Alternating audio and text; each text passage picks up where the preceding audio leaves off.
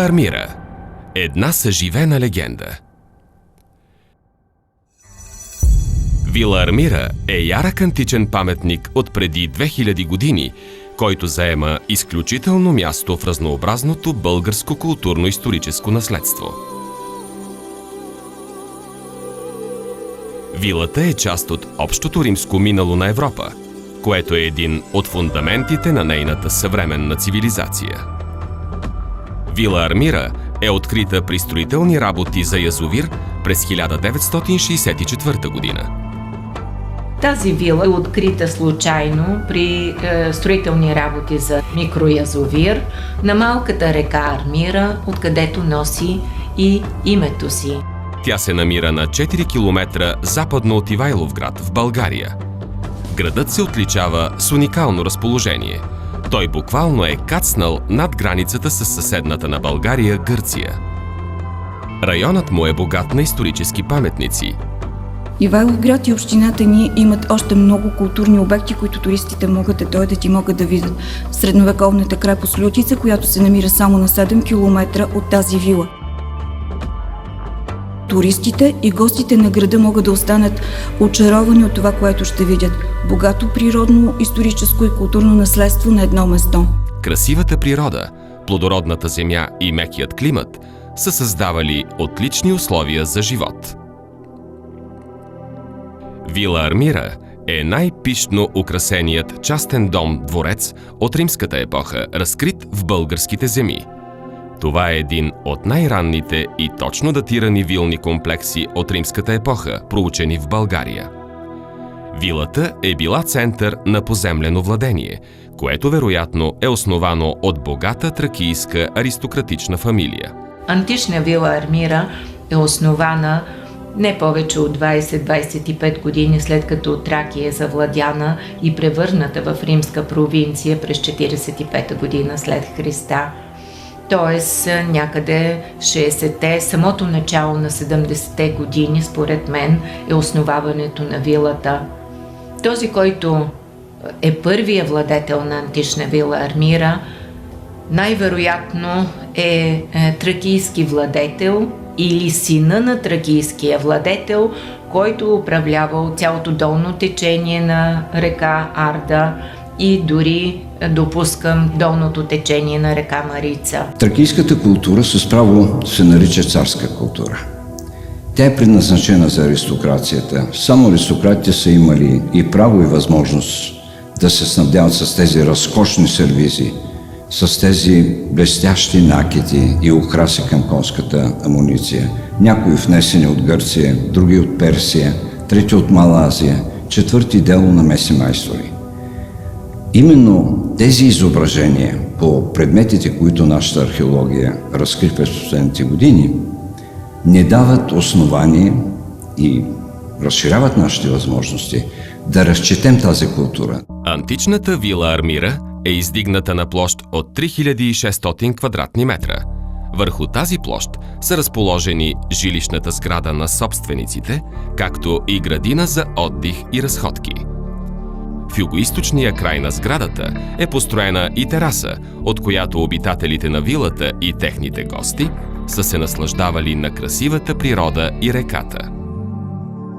Вилното стопанство на богатата тракийска фамилия е обхващало цялата долина на река Армира, която е последният десен приток на река Арда.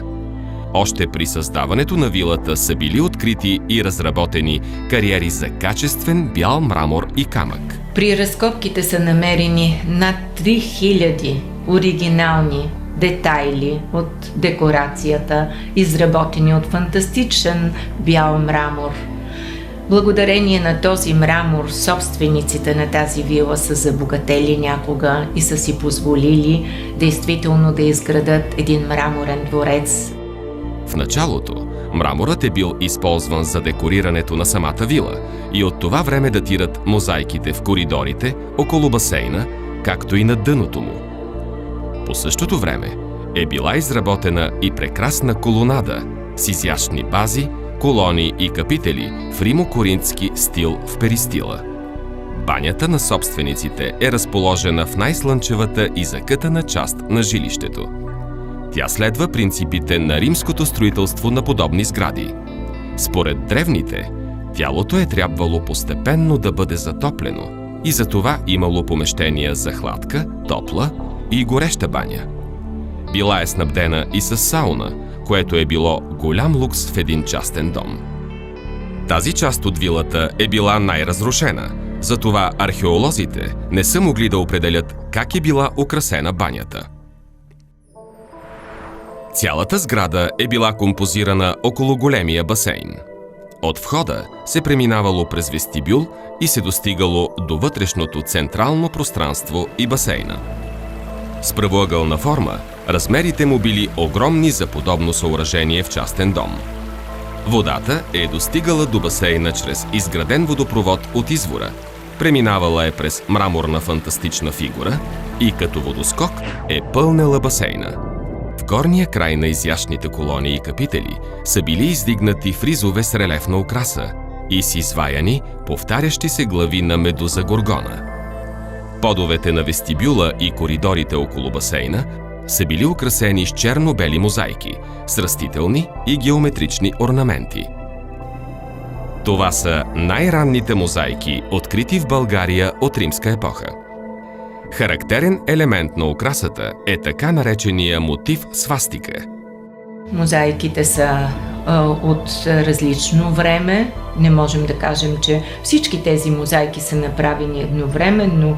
Вилата съществува в продължение на 4 века до 378 година. Хермите, както и повтарящите се образи на медуза Горгона в украсата от мрамор, са играли ролята на пазители на дома и семейството. Изключително ценна е мозайката в спалнята на собствениците на вилата. Разделена е на отделни полета и ограничена с широка рамка.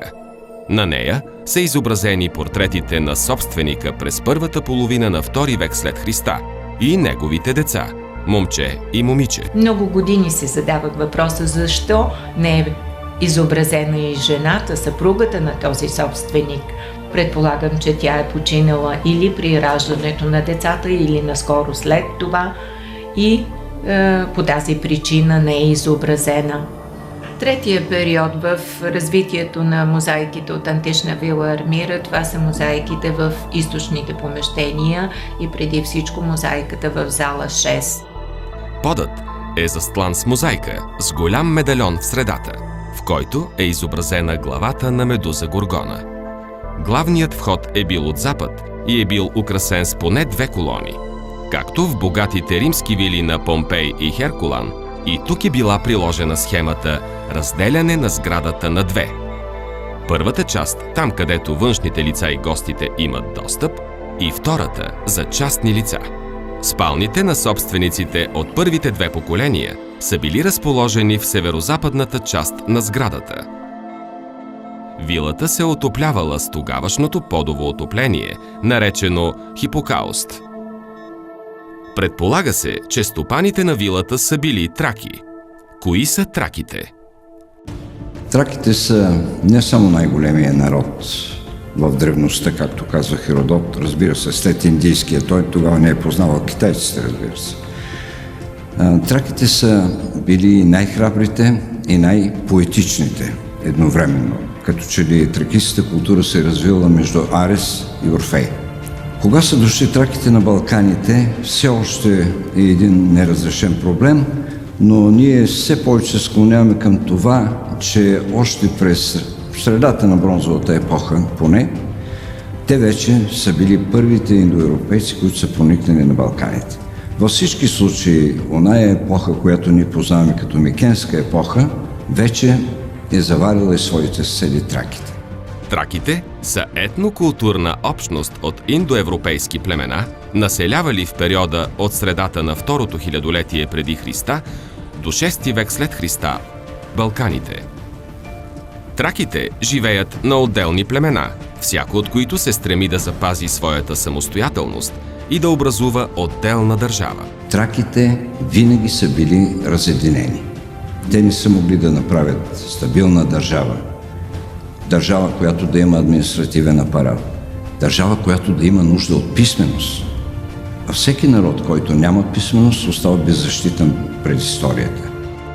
Траките са известни като воинствен народ.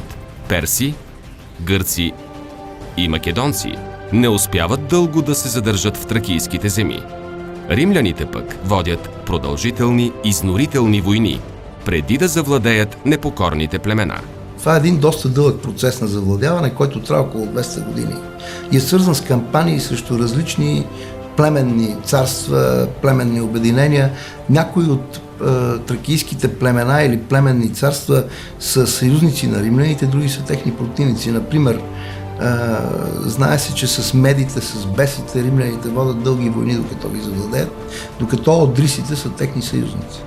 Именно с тези войни е свързана и фигурата на най-известния тракиец – гладиатора Спартак, който е както една от най-прочутите личности на античността, така и известен символ в съвременната популярна култура. Тракийските земи стават част от Римската империя през първи век, окончателно цялата територия етническа на траките, ако разбира се броим даките за нещо отделно, тъй като там пък нещата се случват и по-късно, в началото на втори век.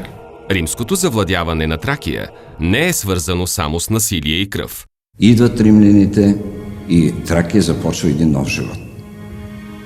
Аз не бих казал, че римското нашествие е толкова страшно за културата на траките. Да, римляните прокарват пътища, строят градове, строят стадиони, амфитеатри, терми, бани.